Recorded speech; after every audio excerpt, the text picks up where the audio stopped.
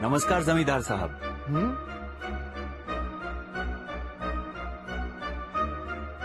कौन हो तुम? मैं आपके मुंशी जी का बेटा हूँ सोनू। उन्होंने मुझे आपके पास भेजा है कारोबार का लेखा जोखा देखने के लिए।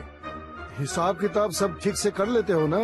हाँ, पिताजी से सब कुछ सीख रखा है। अरे वाह, फिर आओ मेरे साथ। जी।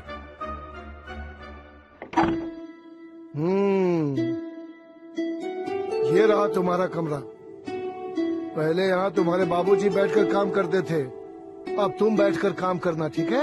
ठीक है जमींदार साहब। अच्छा देखो, मंडी का रसीद या बिल नहीं मिले तो मालकिन से पूछ लेना। ठीक है ठीक है ठीक है? ठीक है। हाँ बैठो काम करो। ठीक है जमींदार साहब जी।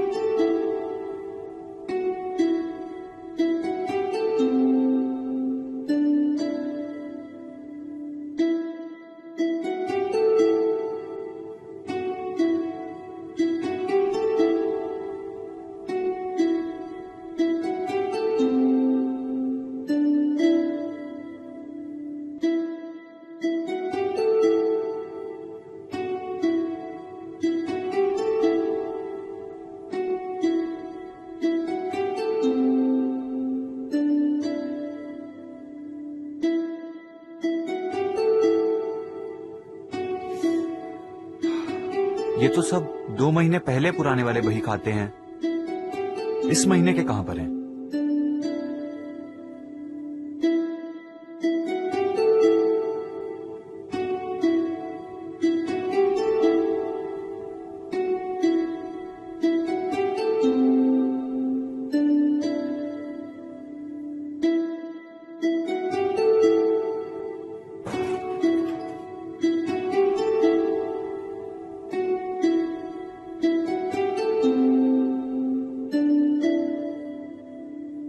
ये बही खातों के बीच में कौन सी किताब है? उठा पटक।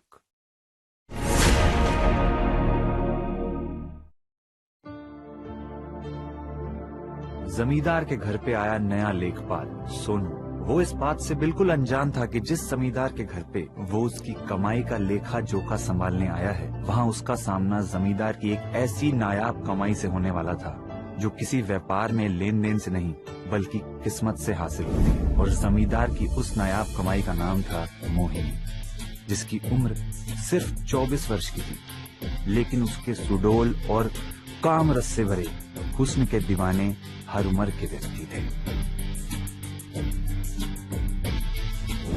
जमींदार के घर में मोहिनी?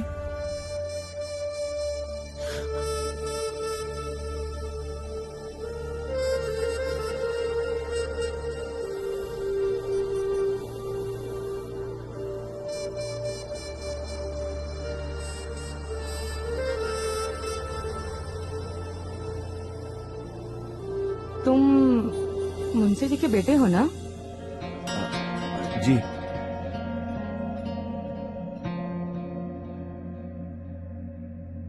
ये मैं तुम्हारे लिए चाय लाई थी। और आप कौन? मैं। अरे मोहिनी, जी आई। मेरा बैग कहाँ है? लाके दो।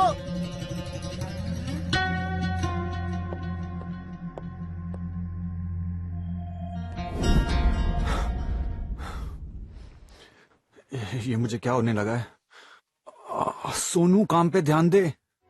आज तेरा पहला दिन है।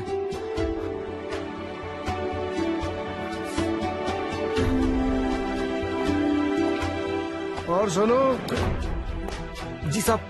सब समझ में आ रहा है ना? हाँ। है? ये एक बिल है, इसको भी दर्ज कर लेना रजिस्टर में, ठीक है? और सुनो, मैं शहर जा रहा हूँ, किसी भी चीज की जरूरत हो तो मालकिन से पूछ लेना। जी ठीक है? जी साहब। हाँ, ठीक से काम करो। जी।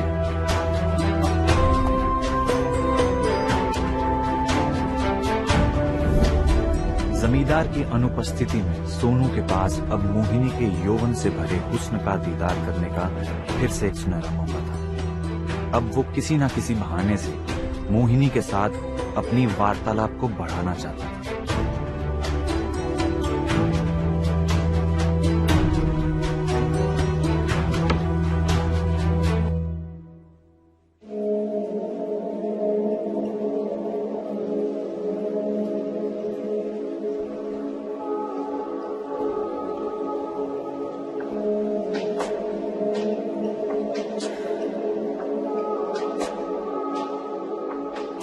मोहिनी के वक्षों का आकार शायद इतना बढ़ चुका था कि उनके लिए अब पुराना ब्लाउज भी छोटा पड़ने लगा था। और वहीं दूसरी तरफ मोहिनी की संगमरमर की तरह मुलायम और चिकनी पीठ को देखकर अब सोनू की काम ऊर्जा का स्तर और भी ऊपर बढ़ता ही जा रहा था।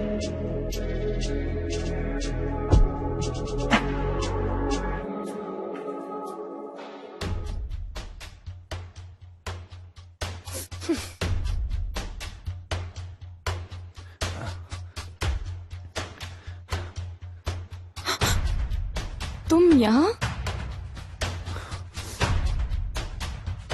मोहिनी के करीब जाते ही सोनू का अंतर्मन ब्लाउज का हुक लगाने की जगह मोहिनी की संगमरमर जैसी मुलायम पीठ को चूमने के लिए कहने लगा।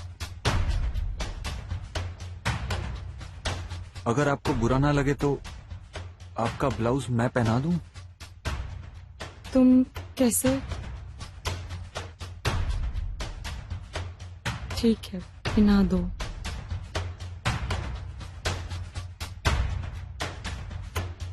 ये क्या कर रहे हो तुम? बस ब्लाउज पहनाने की जगह उतार रहा हूं। नहीं नहीं,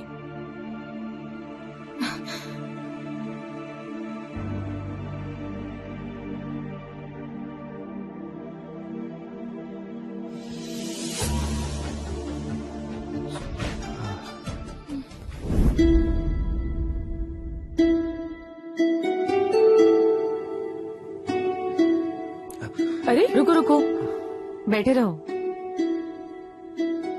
ये पूरे 1 हफ्ते के कागजात।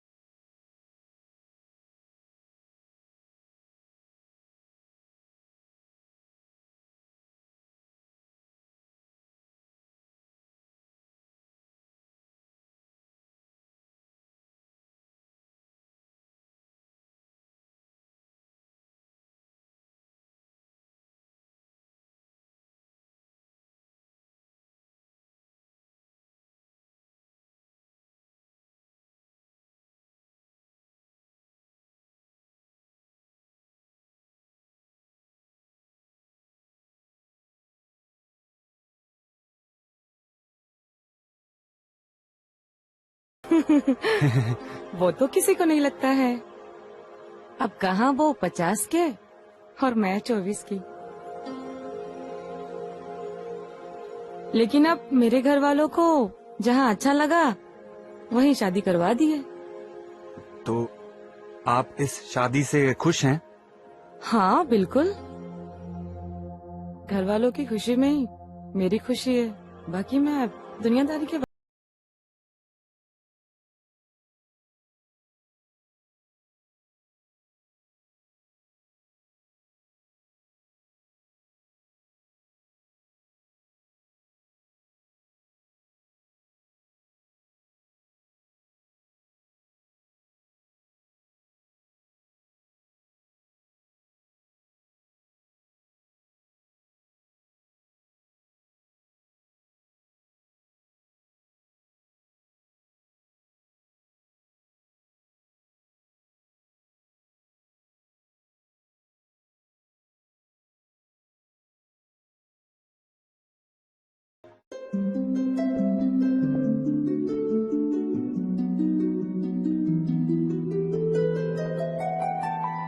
मोहिनी जी।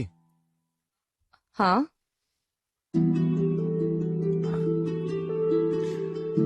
कुछ चाहिए था तुम्हें? हाँ, मुझे 1 गिलास पानी चाहिए था।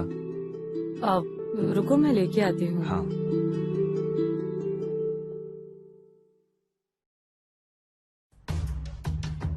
असल में प्यास तो सोनू को पानी की नहीं बल्कि मोहिनी के रसीले होठों की थी।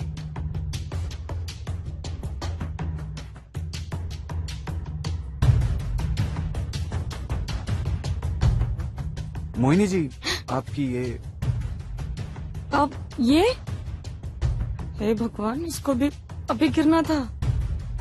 क्या कर रहे हो तुम? छोड़ो इसे।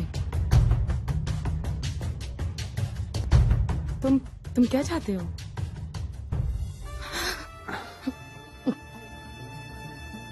तुम्हारे इन होठों का रसीला रस पीना चाहता हूं मैं।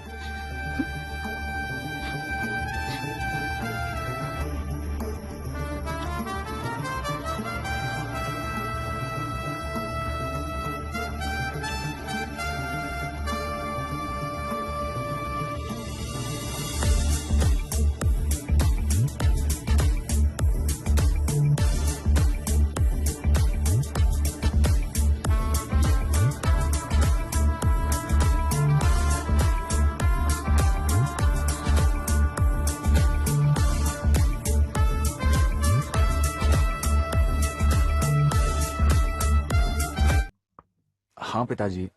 जमींदार साहब, हाँ हाँ अच्छे हैं, आपको याद कर रहे थे। हाँ, उनको मेरा काम बहुत पसंद आ रहा है। सुनो, हाँ। तुम यहाँ क्या कर रहे हो? वो पिताजी का फोन था तो बात कर रहा था उनसे। अब तुम्हारे लिए मैंने खाना लाया है। तुम्हारा सारा काम निपट गया? हाँ। ठीक है, तो फिर खाना खा के तुम घर चले जाना। वैसे भी तुम्हारा घर जाने का टाइम हो गया है। ठीक है। मुझे भी कुछ काम है। हाँ।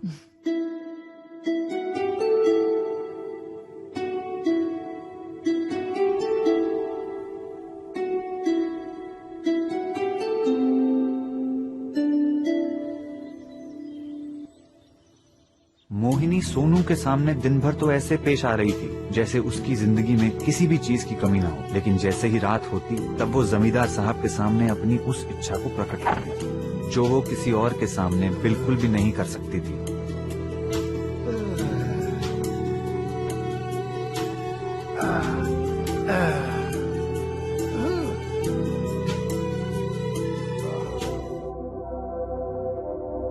सुनिए ना, कभी सोने से पहले मेरे इस बदन को भी देख लिया कीजिए।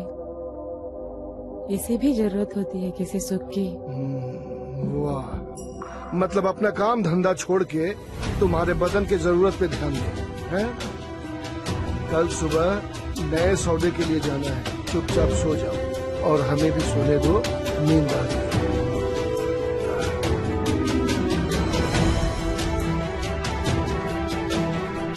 जिस मोहिनी के बदन का रस चखने को हर गांव का मर्द सपना देखा करता था, वो अब खुद अधूरी प्यास के साथ बिस्तर पर लेटी रहती थी।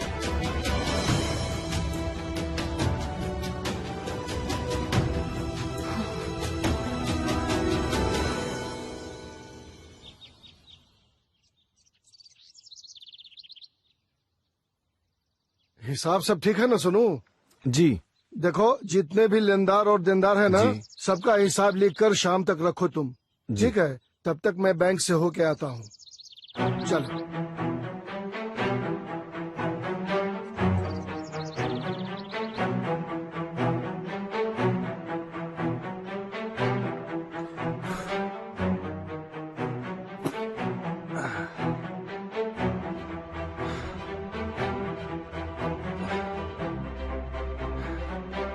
मालिक तो चले गए यार, पहले किताब पढ़ लेता हूँ एक बार।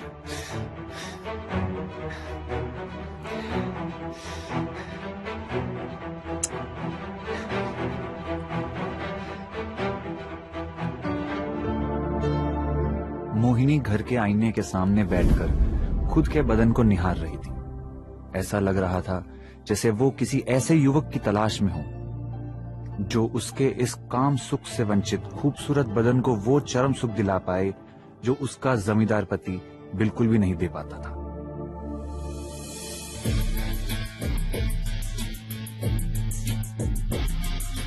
लेकिन अब शायद मोहिनी के सब्र का बांध टूट चुका था।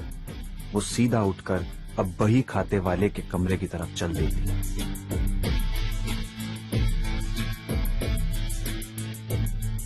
क्या हुआ मोहिनी जी? मुझे तुमसे मदद चाहिए। क्या तुम मेरी इच्छा पूरी कर सकते हो? मैं तो आपकी हर इच्छा पूरी करने के लिए तैयार हूं।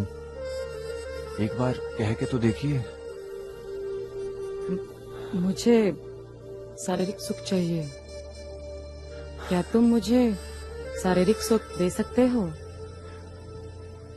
मोहिनी के मुंह से ऐसे अल्फाज सुनते ही सोनू की नस नस में काम क्रियाएं के संकेत दौड़ने लगते हैं। अब सोनू की काम वासना का स्तर इस कदर बढ़ जाता है कि वो अपने सामने रखे बही खातों के कागजात को हवा में उछालकर फेंक देता है, जैसे आज उसके सामने किसी कारोबार की जगह सिर्फ काम वासना का ही हिसाब किताब करने को।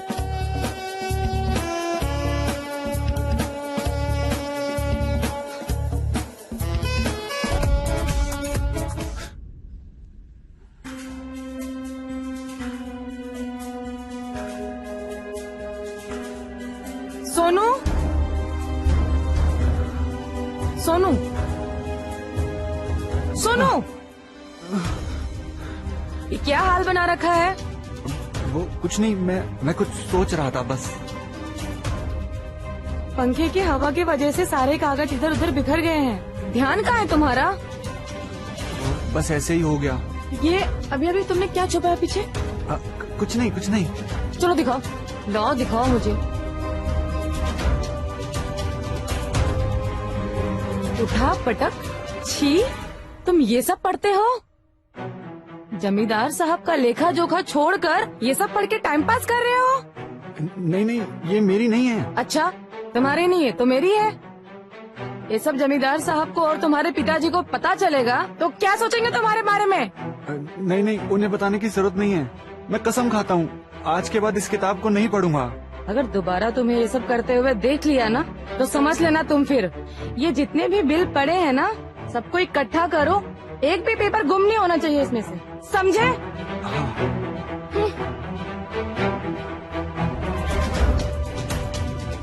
अरे बाप रे, बड़ी मुश्किल से तो नौकरी मिली थी और इस किताब के चक्कर में मैंने अपना पूरा करियर खराब कर लिया। चलो अभी समेटता हूँ।